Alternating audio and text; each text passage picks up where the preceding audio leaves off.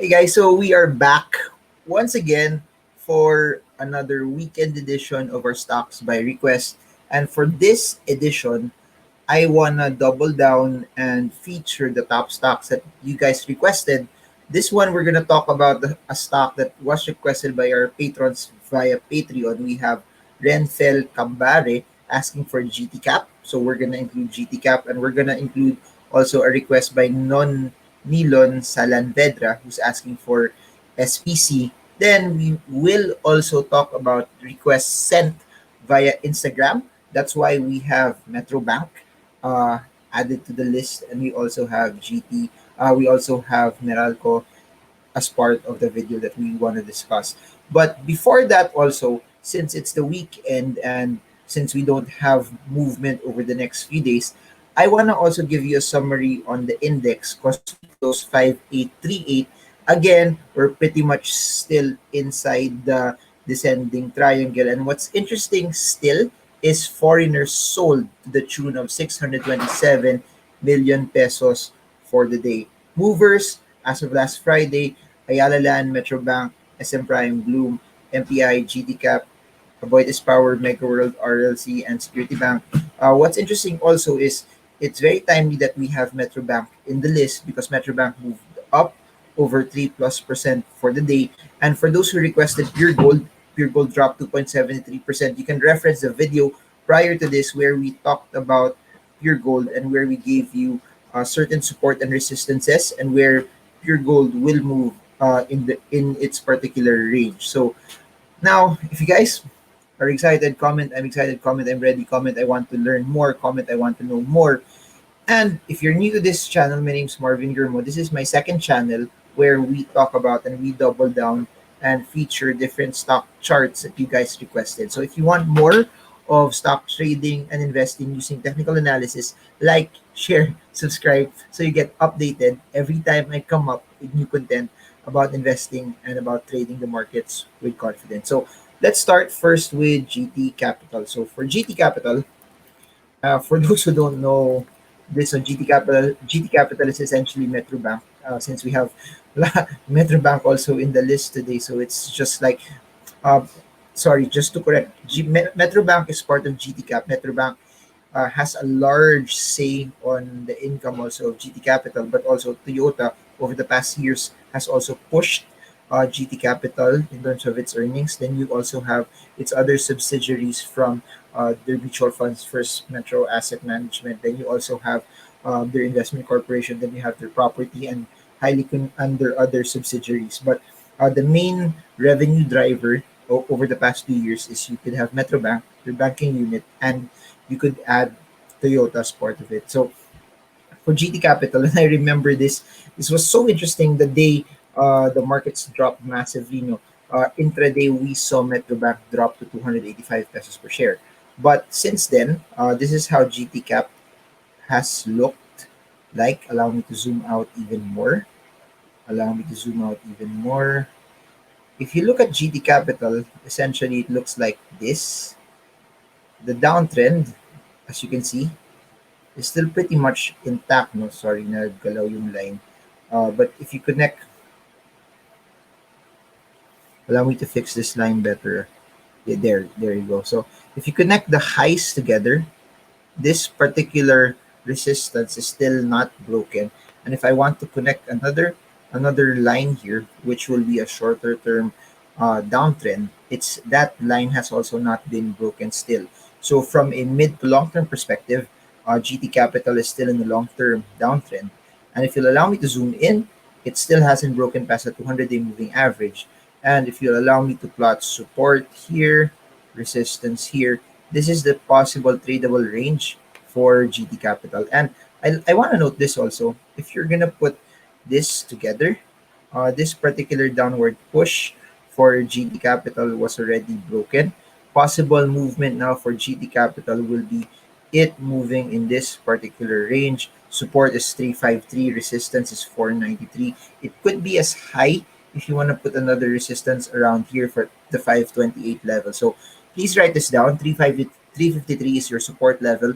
Resistance is 493. Another resistance close to it is the 528 level. So if it hits goes back, retraces to 353. That could be your buy signal. Target price, initial target price will be 493. That's a very, very good 40 plus percent upside. If it goes back to 528, that's a 50 plus percent upside. If you look at it from this position here, it's still around 32%. But since it's not yet at its main support, it could possibly give you a 9.9% downside. So the name of the game is, if you can deploy patience, wait for it na lang until it comes into the support level. And I'll note this, if I zoomed in, as you can see here, this particular area, the 400 peso level, is a support turn resistance. So all roads lead, in my opinion, to short-term movement either here, which it's which it has retraced already to that level. But if you're really patient and have the ability to wait, look at the 353 level as a price range for you to start picking it up. So that's where GT Capital is from a short-term perspective. Now, I want to talk about, let's just double down and go straight already to its banking subsidiary, Metro Bank. So after GT Capital, we now have Metro Bank. For Metro Bank, let's put this in. Metrobank is looking good in terms of this particular push here. It looks so interesting because after that, you can draw a resistance here, and it's very, very clear here that you can see that Metrobank has started to break out from this level, from the 36 peso level. That being said, the next possible target for Metrobank is 39.78, then followed by 43.18. So please write this down. 36 peso level will hold. It's now confirming the possible movement brought about by this push upward. So support, the previous support was 33. Because of the bounce of that, it led it to the next resistance at 36. And from what we saw today, Friday, Thursday, Wednesday, three successive days breaking out from that particular level. And that being said, next possible area for it to go will be at the 39.8 level for the short term. So for those who bought at the breakout of 36, this is giving you an upside of around 10.6%. For those who have longer time frames, your next target price should be at around the 43.18 level. This will give you a 19.8% upside. And for those who bought at the support at 33, this is giving you around a 30.9% upside for the stock. So that's where we are right now for Metro Bank. Just a quick thing to note though, it's already close to overbought levels from an RSI perspective. So that's where we are. Support is 33. New support because of the breakout is 36. Resistance is 38.8, followed by 43.2 for the short term. So that's where we are. And I just want to note this also. This downward push, similar to what happened to GD Cap, is also broken. So the downward push that started June 2020 all the way down to September has been broken around September 8, 9, and 10, and then it broke past this resistance level. So again, please jot this: 33 support 36, next resistance is 39.8 and 43.2. Then by the way, no, for those who are watching this for the first time, please do note that these are not stock picks. These are not stock recommendations. This is me analyzing stocks, showing stocks based on the principles that I believe in using technical analysis and the strategies that I use using technical analysis. My suggestion: see how I analyze it, see how I study it, but don't just take it as a face value. I hope that you get the logic behind it and you try to study and replicate it on your own. Kasi sayang, if you're just gonna rely on stock tips and stock picks, you're not building the skill. And the name of the game when you're investing and trading the markets is really to build skill, because it's your skill that will make you money over a stretched period of time. And please remember this: there's nothing wrong being an investor, there's nothing wrong being a trader, there's nothing wrong being a value investor, a growth investor, a dividend investor, a quick trader, a position trader, an intraday trader. It doesn't matter. What matters is, as you start learning, you discover what will work for you. And that's what matters the most, that you find a set strategy on how you can trade and win the markets and do it with confidence. Now, let's look at SPC. Now, SPC, in my opinion, is something that's so interesting for dividends. It's not something that I normally look at, particularly just for trading. Because what's so interesting about it also, because the dividends have been so good over the past years, people have been picking it up. If you notice it here, this uptrend has been so solid from 2016, where it was close to 1.5 pesos per share, then to where it is right now, massively around the 10 peso level. And please remember, if you're a dividend investor, you want to pick it up at the lowest possible price so that your yield will be relatively higher. And the movement that we're seeing right now for SPC was brought about by the breakout from the 9 peso resistance level. And as you can see here, this 9 peso level no started this resistance started from the resistance that got formed early in the year, then it just dropped because of everything that happened via the pandemic, but its long-term uptrend is still pretty much intact, and that's what's so interesting about it, and that's why I like it so much from a dividend perspective, because it's not just that you're getting dividends from it. Kung pumosisyon ka dati pa, you have been receiving capital appreciation as well. And if you would have sold it, you would have gotten a relatively better return. So this is where SPC is now. There's no, if you allow me to zoom out, there's no underlying resistance because it's at its all-time high. So one thing that we can plot in right now, just for the short term, most likely because this is its highest area, you could plot this as its resistance. So for those who want to just trade this for the short term, wait for it to retrace here, spot it here, buy over there, and set your target at the 10.12 peso level. So this trade will give you around 12.4%, which is quite a decent trade, especially if you're a quick trader. And if it happens with just a few candlesticks, then even better. So for position traders, SPC still massively inside its mega uptrend.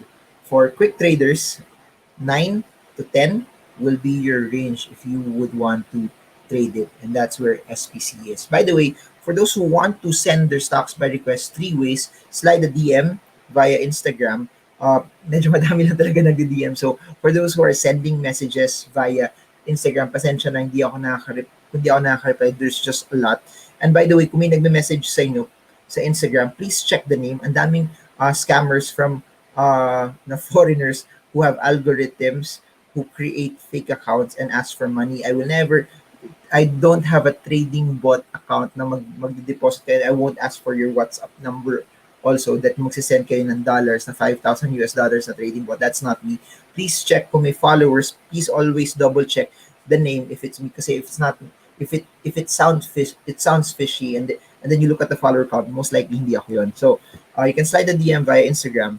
You can also send your questions via Patreon, our very, very small Patreon community. Then we also have a YouTube community. All of it are in the description below. And for those who want to learn more about trading and investing in the markets, we have links in the description about online courses and books, all geared up on how you can win and trade the markets. So last stock is, let's talk about Meralco.